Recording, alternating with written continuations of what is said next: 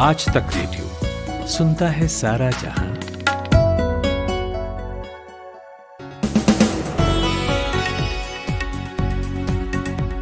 आज 4 फरवरी है, दिन गुरुवार है। आज तक रेडियो पर आप सुन रहे हैं दिन भर। मेरा नाम है कुलदीप मिश्र। किसानों के मुद्दे पर आज विपक्ष काफी एक्टिव नजर आया, संसद में भी और सड़क पर भी। ये भी कहा कि सरकार को मोनोलॉग छोड़कर डायलॉग करना चाहिए। इस पर बात करेंगे और ग्राउंड जीरो के हाल भी लेंगे। ये सोवर्निटी क्या होती है, संप्रभुता ये क्या होती है, जब कोई विदेशी किसी देसी घटना पर बोलता है तो क्या संप्रभुता सकते में आ जाती है। संप्रभुता का कॉन्सेप्ट पूरा समझेंगे थोड़ा स्कूल वाले अंदाज में। और 4 फरवरी यानी आज ही के दिन 73 साल पहले राष्ट्रीय स्वयंसेवक संघ पर बैन लगाया गया था। क्या हालात थे, वो बैन कैसे हटा, सरदार पटेल का रोल उसमें क्या था और उंगली किसे टेढ़ी करनी पड़ी, ये किससे सुनेंगे। और आखिर में बात होगी क्रिकेट की। कल से चेन्नई में इंग्लैंड के खिलाफ पहला टेस्ट मैच शुरू हो रहा है। विराट कोहली वापस आ रहे हैं, लेकिन पहले हेडलाइंस।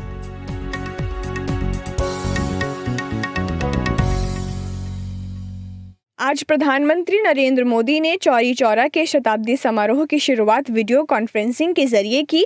पीएम ने इस मौके पर एक विशेष डाक टिकट भी जारी किया। साथ ही उन्होंने कहा कि चौरी चौरा में जो हुआ वो सिर्फ एक थाने में आग लगाने की घटना नहीं थी, इससे एक बड़ा संदेश अंग्रेजी हुकूमत को दिया गया। पर्यावरण एक्टिविस्ट ग्रेटा थनबर्ग ने ट्वीट कर कहा है कि वे किसानों के शांतिपूर्ण विरोध प्रदर्शन के साथ हैं और कोई भी नफरत धमकी इसे बदल नहीं सकती। बता दें कि ग्रेटा थनबर्ग के खिलाफ दिल्ली पुलिस ने धारा 153A, 120B के तहत FIR दर्ज की है। सीरम इंस्टीट्यूट ऑफ इंडिया और यूनिसेफ ने कोविशील्ड वैक्सीन और नोवावैक्स की सप्लाई के लिए समझौता किया है। इस समझौते के तहत 100 देशों में 1.1 बिलियन वैक्सीन की डोज भेजी जाएगी। केंद्रीय कैबिनेट ने एक बिल को मंजूरी दी है जिससे दिल्ली के उपराज्यपाल के अधिकारों में बढ़ोतरी होगी। इस फैसले ने एक बार फिर से राजधानी दिल्ली में केंद्र बनाम राज्य की लड़ाई को हवा दे दी है। विपक्षी नेताओं का एक दल आज गाजीपुर बॉर्डर पहुंचा। इसमें 8 राजनीतिक दलों के सांसद थे। इन सांसदों ने किसानों से मुलाकात की, उनकी मुश्किलों को जाना। ये सांसद लोकसभा अध्यक्ष ओम बिरला को रिपोर्ट देंगे। आम बजट की खासियत लोगों तक पहुंचाने के लिए भारतीय जनता पार्टी देश भर में बड़ा अभियान चलाएगी। अभियान के तहत केंद्रीय मंत्री, बड़े बीजेपी नेता, राज्य सरकार के मंत्री सभी राज्यों की राजधानी में प्रेस कॉन्फ्रेंस करेंगे। म्यांमार पुलिस ने आंग सान सूकी पर अवैध तरीके से संचार उपकरण आयात करने का आरोप लगाया है। पुलिस ने कोर्ट से आंग सान सूकी को 15 फरवरी तक के लिए कस्टडी में रखने की मांग की है। 2020 डेमोक्रेसी इंडेक्स की वैश्विक रैंकिंग में भारत 2 स्थान फिसलकर 53वें स्थान पर आ गया है। द इकोनॉमिस्ट इंटेलिजेंस यूनिट ने कहा है कि लोकतांत्रिक मूल्यों से पीछे हटने और नागरिकों की स्वतंत्रता पर कार्रवाई के कारण देश 2019 की तुलना में 2020 में 2 स्थान फिसला है। और चेन्नई में कल यानी 5 फरवरी से शुरू होने वाले पहले टेस्ट मैच से पहले इंग्लैंड टीम को बड़ा झटका लगा है। इंग्लैंड के सलामी बल्लेबाज जैक क्रॉली कलाई की चोट के कारण भारत के खिलाफ पहले 2 टेस्ट मैचों से बाहर हो गए हैं।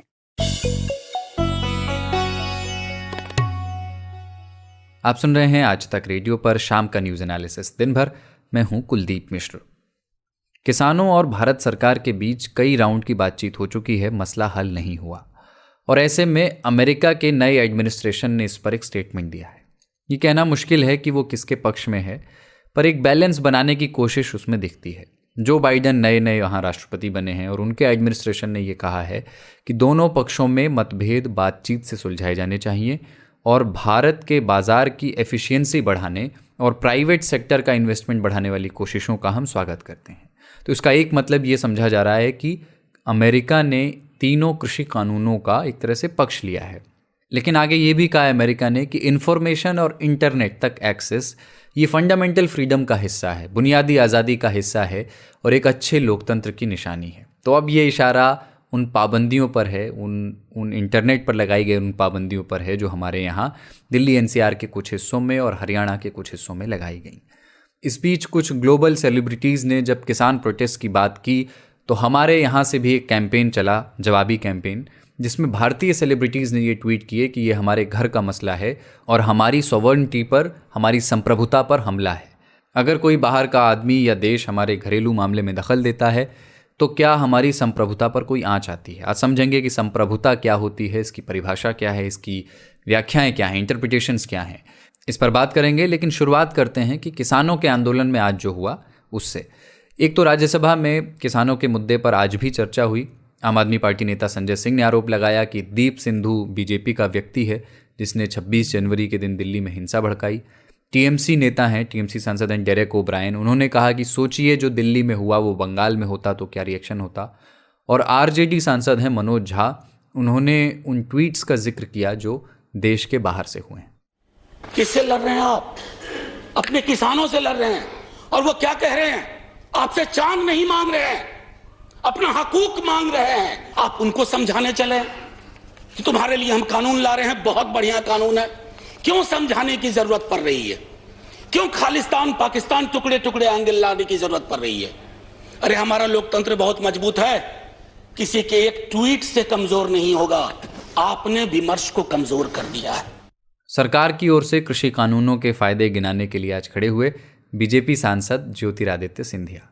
कि किसान भारत के विकास की रीढ़ की हड्डी है।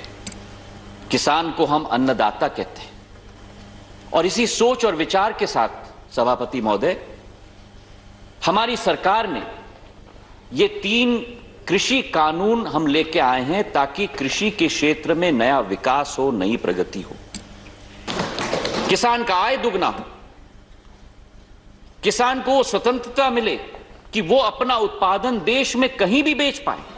तो ये सिंधिया थे। और सिंधिया के बाद मौका मिला कांग्रेस सांसद दिग्विजय सिंह को। जब वो बोलने के लिए खड़े हुए तो उन्होंने अपने पुराने सहयोगी पर इस तरह चुटकी ली। माननीय सिंधिया जी को बधाई देता हूं माननीय सभापति महोदय, जितने अच्छे ढंग से वे यूपीए सरकार में सरकार का पक्ष रखते थे, उतना ही अच्छे ढंग से उन्होंने आज भाजपा का पक्ष रखा है। आपको बधाई हो। वाह जी महाराज, वाह, वाह जी महाराज। Please please. तो ये तो संसद में हुआ और सड़क पर भी आज विपक्ष ने कुछ कोशिशें की। कांग्रेस नेता प्रियंका गांधी उत्तर प्रदेश के रामपुर पहुंची उस नौजवान नवरीत सिंह के परिवार से मिलने, उसकी याद में कराए गए एक कार्यक्रम में शामिल होने, जिसकी मौत 26 जनवरी को दिल्ली में प्रदर्शनों के दौरान हो गई थी। ट्रैक्टर पलट गया था डिवाइडर से टकरा करके, जिसके बाद नवरीत सिंह की डेथ हो गई थी। सुनिए प्रियंका गांधी वहां क्या बोली। नवरीत 25 साल के थे, मेरा बेटा 20 साल का है। आपके भी नौजवान बेटे हैं जो उत्साह में अपनी उत्साह दिखाने के लिए, किसानों के साथ खड़े होने के लिए वहां चले गए और उनके साथ एक ऐसा हादसा हुआ कि वो वापस नहीं आए। क्यों गए थे वहां? कोई राजनीतिक साजिश नहीं थी कि वो वहां गए। वो इसलिए गए क्योंकि उनके दिल में दुख था, उनके दिल में किसानों की पीड़ा थी।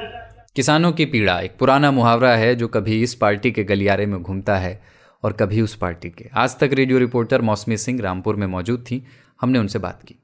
प्रियंका गांधी वाड्रा रामपुर के डिबडिबा गांव आई, जहां पे अंतिम अरदास थी नवरीत सिंह की। नवरीत सिंह 26 जनवरी को उनकी मौत हुई थी और उसके बाद से ही उनके परिजन लगातार ये आरोप लगा रहे हैं कि उनकी मौत ट्रैक्टर पलटने से नहीं हुई, उनको गोली लगी। इस तरह की बातें लगातार उनके जो दादा है हरदीप सिंह डिबडिबा, वो भी ये कह रहे हैं। प्रियंका गांधी जब यहाँ पे पहुंची तो लगभग आधे घंटे उन्होंने समय बिताया। उसके बाद परिजनों से भी मिली, नवरीत की माँ से भी उन्होंने मुलाकात की और उसके बाद मंच से उन्होंने 2 टूक कहा कि सरकार जो है वो गुनाह तो कर रही है, पर सबसे ज्यादा बड़ा पाप ये है कि वो किसानों को आतंकवादी बता रही है। और नवरीत सिंह जो कि 25 साल के थे, उनके बेटे खुद 20 साल के हैं, तो सिर्फ 25 साल की उम्र में नवरीत सिंह की जिस तरह से शहादत हुई है उसको वो व्यर्थ जाने नहीं देंगी। कुल मिला के आज तक से एक्सक्लूसिव बातचीत में भी प्रियंका गांधी ने ये साफ कर दिया कि उनके दादा ये मांग कर रहे हैं कि नवरीत की मौत कैसे हुई इसकी न्यायिक जांच हो और कांग्रेस पार्टी और प्रियंका गांधी इसका समर्थन भी करेंगी और उनको हर सुविधा मुहैया कराएंगी इस लड़ाई को लड़ने के लिए। एक तरीके से अगर आप देखिए तो लगभग 5 घंटे और 200 किलोमीटर का सफर तय करके प्रियंका गांधी आई, पर उन्होंने जो सियासी फासला है कांग्रेस पार्टी और किसानों के बीच में, कहीं ना कहीं उनकी मंशा और संदेश उसको पाटने का भी था। और अब कांग्रेस पार्टी ना सिर्फ संसद में, सड़क पर भी किसानों के साथ खड़ी दिखना चाह रही है। ये भी हुआ आज कि 10 राजनीतिक दलों के 15 सांसद दिल्ली के गाजीपुर बॉर्डर पहुंचने के लिए निकले, जहां किसान प्रदर्शन कर रहे हैं, लेकिन पुलिस ने उन्हें पहले ही रोक दिया। तो गाजीपुर, सिंघू और टिकरी बॉर्डर पर इस वक्त सुरक्षा के चाक चौबंद इंतजाम है। 6 फरवरी को किसानों ने पूरे देश में 3 घंटे का चक्का जाम करने का ऐलान किया है। आज पुलिस की ओर से गाजीपुर बॉर्डर पर सड़कों से कुछ जगहों से कीलें हटवाई गईं, जिसके बाद तरह तरह की बातें उड़ी। लेकिन असल में क्या हुआ, ज़मीन पर हालात आज कैसे रहे, हमने बात की गाजीपुर बॉर्डर पर मौजूद आज तक रेडियो रिपोर्टर हिमांशु मिश्रा से। देखिए, बिल्कुल जिस तरीके से दिल्ली पुलिस ने कहा है कि सुरक्षा जो है वो बिल्कुल जिस तरीके से थी उसी तरीके से, जो कील्स लगाई गई थी सड़क के बीचों बीच, वो इसलिए लगाई गई थी कि भविष्य में किसी भी तरीके से किसान अगर ट्रैक्टर लेके आगे आने की कोशिश करेंगे तो कम से कम टायर्स जो है वो उनकी हवा निकल सके और वो आगे की तरफ मूव ना कर पाए।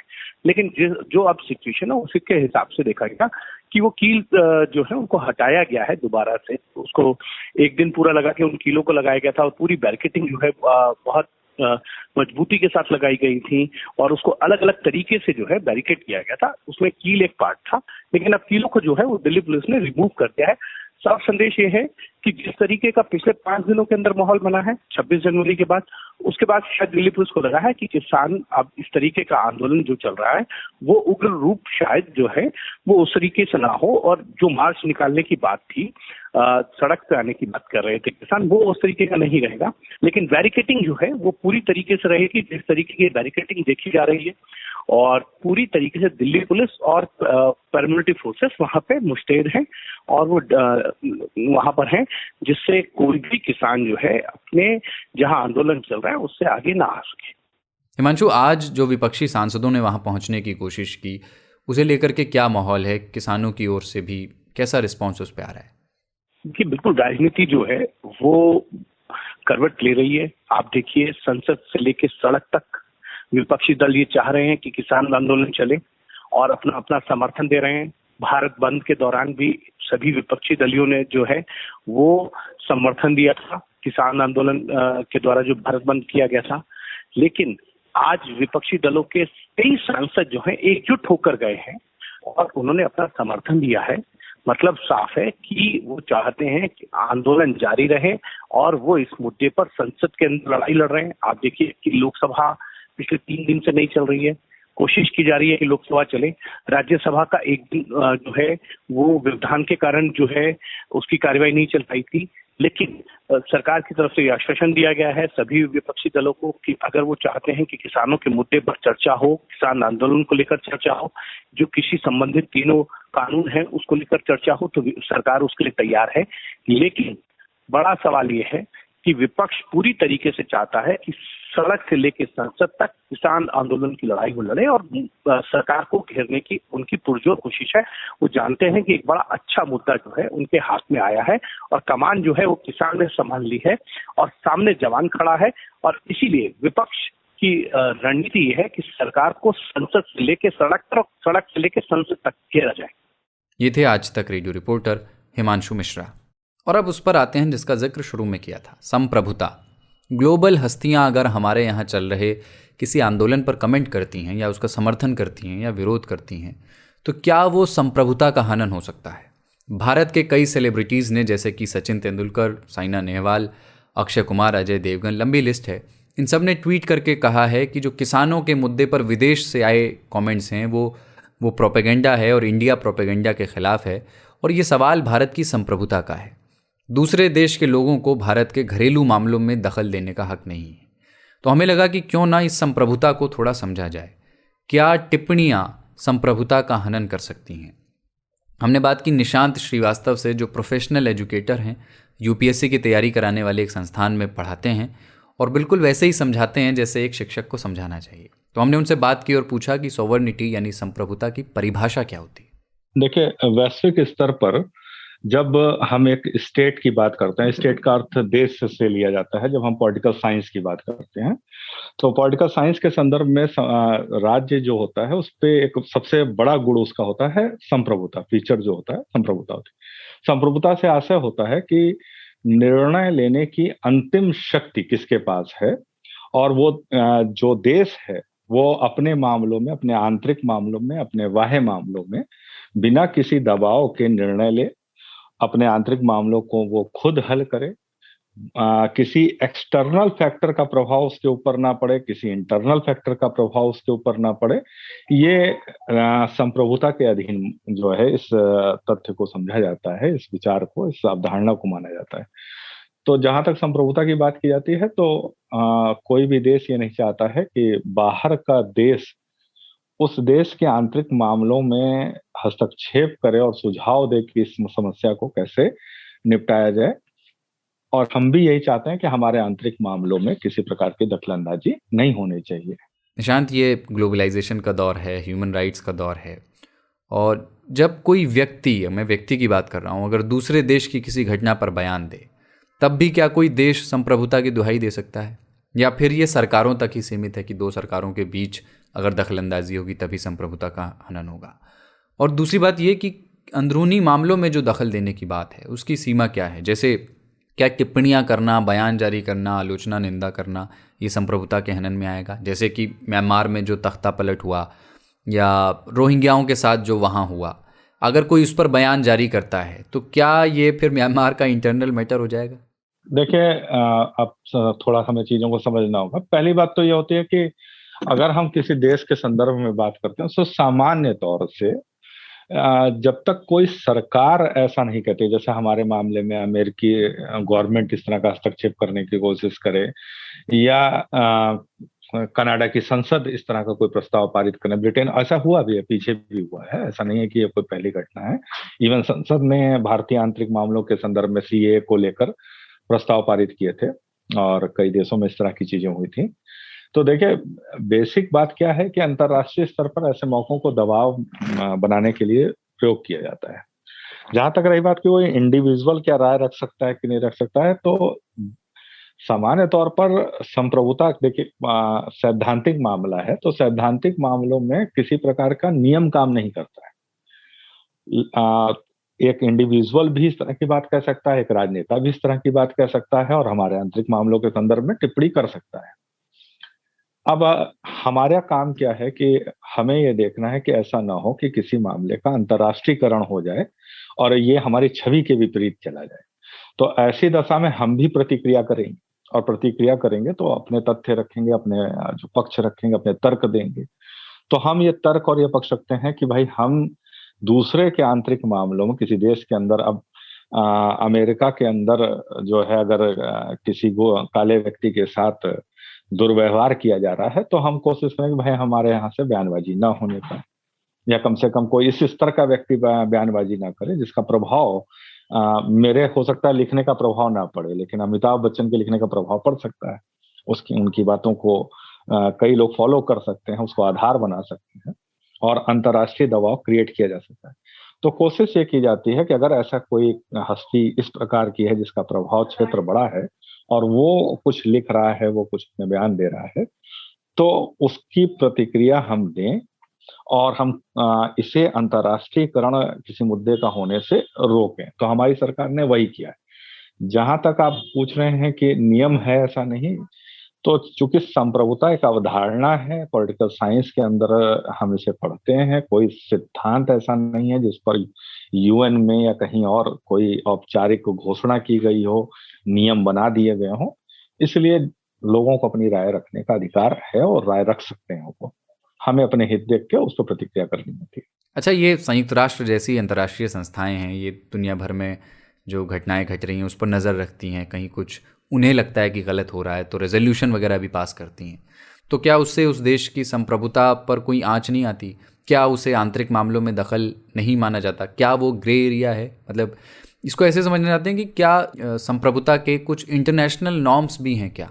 देखिए, मैंने आपको पहले बताया इंटरनेशनल नॉर्म्स इस सब मतलब कम से कम संप्रभुता या इस तरह के चीजों को लेकर अभी कोई बनाए नहीं गए हैं और ना बनाए जा सकेंगे, भविष्य में भी इसकी संभावना कम है। क्योंकि मुद्दा यह है कि ये सिद्धांत से जन्म ले, कई चीजें अभिसमय जिसे हम कहते हैं, मतलब परंपरा एक जन्म ले लेती है, उस परंपरा के आधार पर वो आगे बढ़ जाती है। और ये एकेडमिक फील्ड में इस तरह का चीजें आई और फिर हम लोगों ने एक पूरे विश्व ने इस बात को स्वीकार किया कि अगर विभिन्न देश हैं तो ये देश एक दूसरे के आंतरिक मामलों में हस्तक्षेप नहीं करेंगे तो अस्तित्व विश्व का बना रहेगा और विश्व के देशों के बीच में क्लैशेस क्या हो जाएंगे, वो मिनिमाइज हो जाएंगे। एक आपसी अंडरस्टैंडिंग है, एक एकेडमिक फीचर को हमने क्या कर लिया है, उसे व्यवहारिक स्तर पर ले जाकर खड़ा कर दिया है। ये थे निशांत श्रीवास्तव। मेरे पास ना काम बहुत है और आंखें मेरी हमेशा ऑक्यूपाइड रहती हैं। ऑफिस में स्क्रीन देखो, ड्राइव करते हुए सड़क देखो, फिर घर आकर खाना बनाओ, पर कान मेरे फ्री रहते हैं।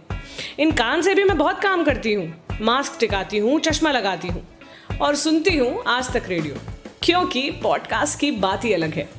आप भी सुनकर देखो आज तक रेडियो, सुनता है सारा जहां। आगे बढ़ते हैं। आज 4 फरवरी है और ये तारीख भारत के इतिहास में इसलिए अहम है क्योंकि यही तारीख थी 73 साल पहले जब एक ऐसे संगठन पर प्रतिबंध लगाया गया था जो न सिर्फ सांगठनिक और सांस्कृतिक तौर पर बल्कि अब राजनीतिक तौर पर भी देश का एक बड़ा और ताकतवर संगठन है आज की तारीख में, जिसका जो पॉलिटिकल आउटफिट है, जो राजनीतिक अनुषांगिक संगठन है, उसकी इस वक्त देश में सरकार है। बिल्कुल राष्ट्रीय स्वयंसेवक संघ की बात कर रहे हैं। 1948 4 फरवरी नेहरू प्रधानमंत्री थे, सरदार वल्लभ भाई पटेल गृह मंत्री थे, जिनकी मूर्ति है गुजरात में, और उन्होंने संघ पर प्रतिबंध का फैसला लिया था।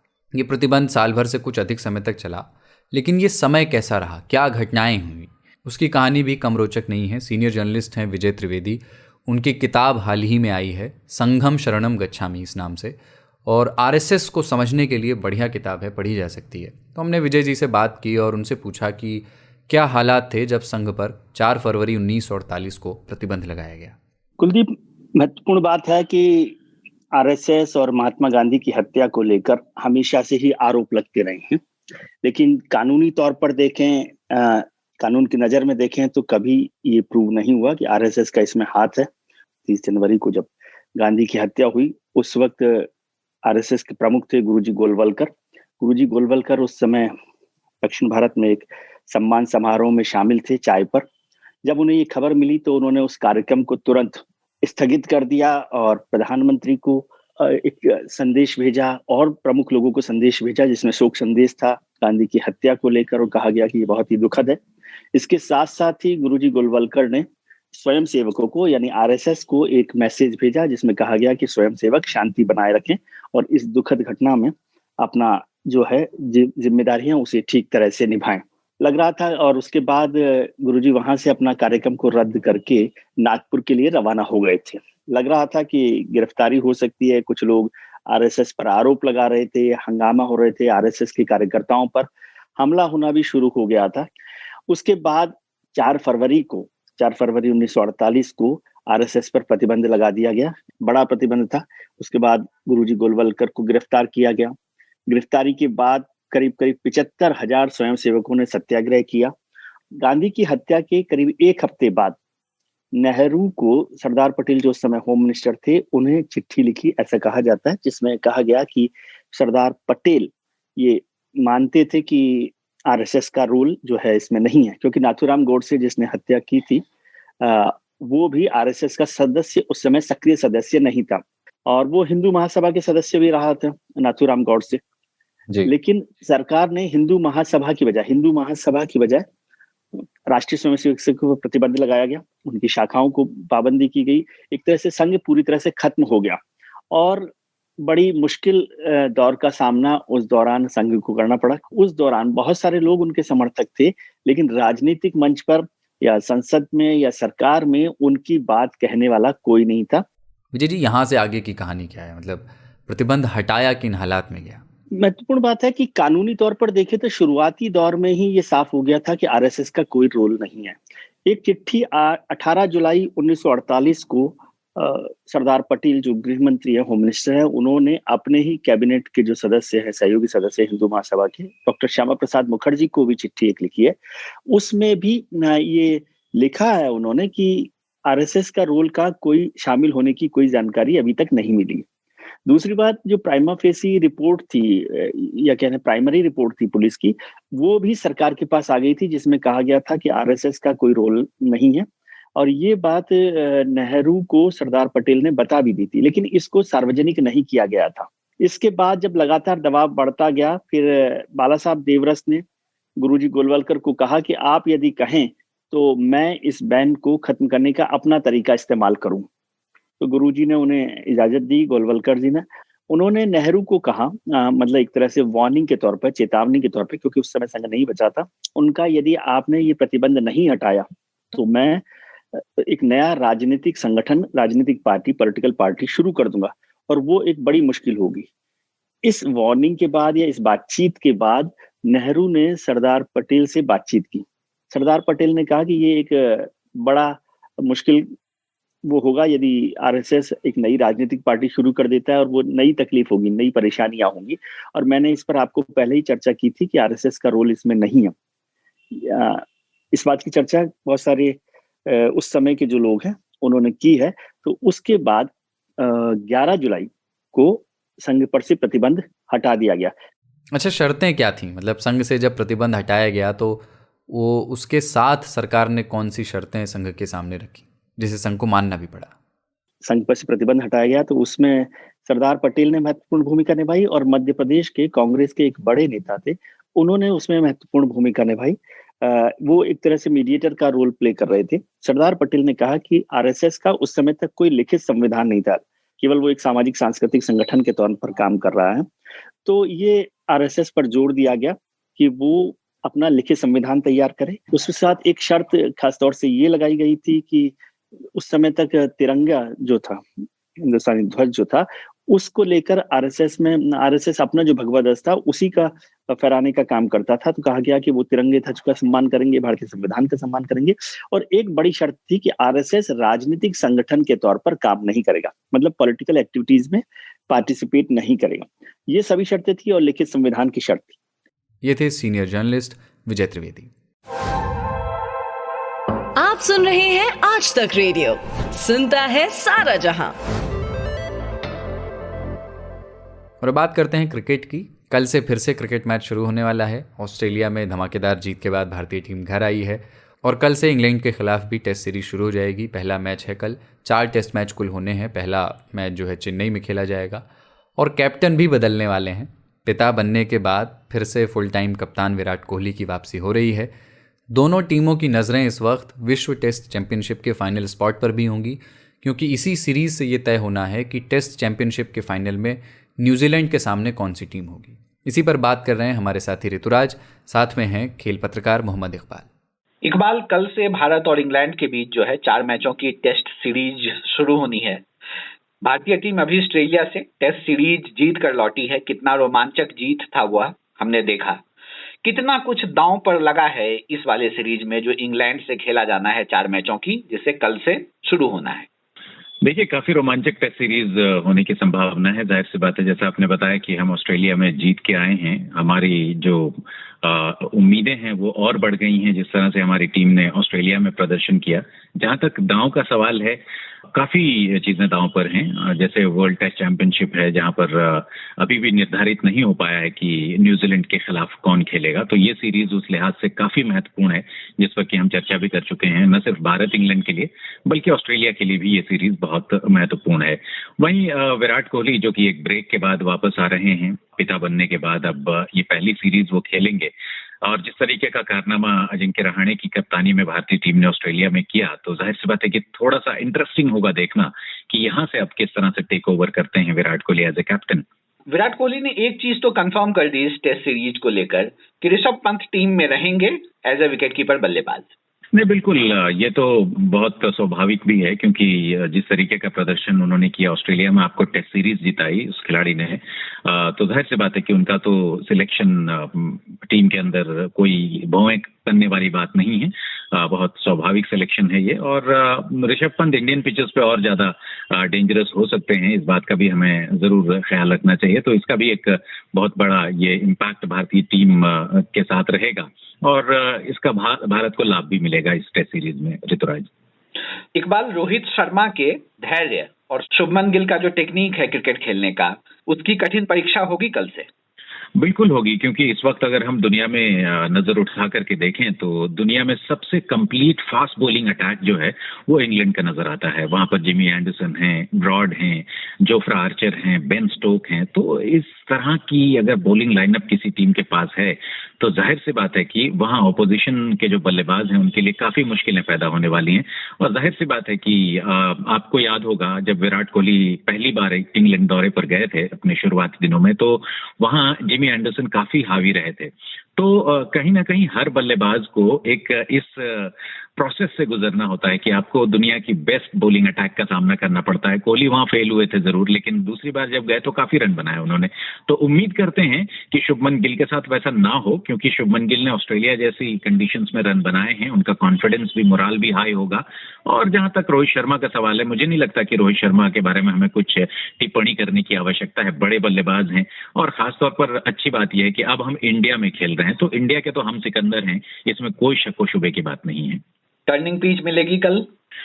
उम्मीद कर सकते हैं। देखिए, चेन्नई की पिच जो है टर्न तो होती है, लेकिन पहले दिन से ही टर्न मिलेगी ऐसा नहीं आप कह सकते। लेकिन हाँ, स्पिनर्स के लिए तो काफी मदद रहती ही है चेन्नई में, और जरूर यहाँ पर स्पिनर्स का जो है दबदबा देखने को मिलेगा। लेकिन इकबाल, क्या लगता है हमें, इस सीरीज को एक आसान सीरीज तो नहीं कहना चाहिए। भारत भी जीत कर लौटा है और इंग्लैंड टीम भी श्रीलंका के खिलाफ 2-0 से जीत कर लौटी है। दोनों टीमें जब आमने सामने होंगी तो कितना रोमांचक होने वाला है यह सीरीज।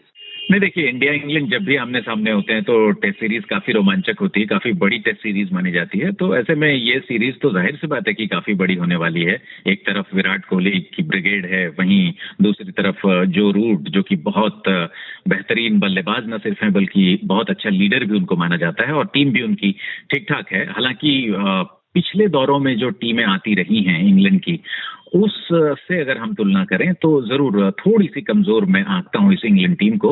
लेकिन कुछ कह नहीं सकते, क्रिकेट अनिश्चितताओं का खेल है। कौन नया सितारा आपको देखने को मिल जाए आप कह नहीं सकते पहले से। तो टक्कर तो जोरदार होगी ऋतुराज। इकबाल, वाकई ये बहुत आसान टेस्ट सीरीज नहीं होगी टीम इंडिया के लिए, खासकर तब जब इंग्लैंड मात्र एक ऐसी टीम है जिसने भारत को उसके घर पे ही टेस्ट सीरीज हराया है पिछले 15 साल में। नहीं, बिल्कुल आपकी बात दुरुस्त है। 2012 में हम हारे थे इंग्लैंड के खिलाफ। 4 टेस्ट मैचों की सीरीज में हम 2-1 से हारे थे। हालांकि पहला टेस्ट मैच हम जीतने में कामयाब रहे थे, लेकिन इसके बाद लगातार 2 टेस्ट मैचेस मुंबई और कोलकाता में हम हारे। लेकिन उस वक्त की टीम और इस वक्त की टीम को, जैसा मैंने कहा कि तुलना करेंगे तो आप खुद ही डिफरेंस जो है समझ जाएंगे। उस टीम में एलिस्टर कुक ने जबरदस्त बल्लेबाजी की थी उस सीरीज के अंदर। 4 टेस्ट मैचेस में लगभग 550 के आसपास रन बनाए थे। उस टीम में केविन पीटरसन थे, जोनाथन ट्रॉट थे, मैट प्रायर, इयन बेल, ये बड़े नाम थे बल्लेबाजी में। और इंटरेस्टिंग बात ये थी कि उनके जो 2 स्पिन गेंदबाज आए थे उस दौरे में, ग्रीम स्वान और मॉन्टी पानेसर, इन दोनों ने मिलकर के कुल लगभग 40 विकेटें हासिल की थी उन 4 टेस्ट मैचों में। हालांकि पनेसर ने तो 3 टेस्ट मैचेस खेले थे और उन्होंने उसमें 17 विकेटें ली थी। तो उनका जो स्पिन डिपार्टमेंट है वो बहुत कमजोर है पिछली बार की तुलना में। तो इसीलिए मैं समझता हूं कि जरूर हम 2012 में हारे हैं, लेकिन हम जो लास्ट सीरीज हमने इंग्लैंड के खिलाफ खेली थी वो हम जीते हैं। और ऊपर से हमारी टीम कहीं बेहतर नजर आती है, हमारी टीम कहीं बेहतर और तजुर्बेकार नजर आती है इस करंट इंग्लैंड टीम के खिलाफ। बिल्कुल इकबाल, हम भी चाहेंगे कि भारतीय टीम यह सीरीज जीते और जो विश्व चैंपियनशिप खेला जाना है उसमें न्यूजीलैंड के सामने भारतीय टीम ही नजर आए। मोहम्मद इकबाल से बात कर रहे थे हमारे साथी ऋतुराज। आज तक रेडियो पर दिन भर में इतना ही। इसकी साउंड मिक्सिंग की थी कपिल देव सिंह ने। और कल आज का दिन में फिर मुलाकात होगी, मुझसे ही होगी, क्योंकि मुझे ही कल सुबह उठना है और आज का दिन मैं ही लेकर के आऊँगा, क्योंकि मेरी टीम के लोग छुट्टियाँ बहुत लेते हैं। क्या करें, छोटी टीम है। कोई शिकायत, कोई सलाह, कोई सुझाव आपका हो, कोई सवाल आपका हो तो आप हमें ईमेल कर सकते हैं radio@aajtak.com पर। कुलदीप मिश्र मेरा नाम है।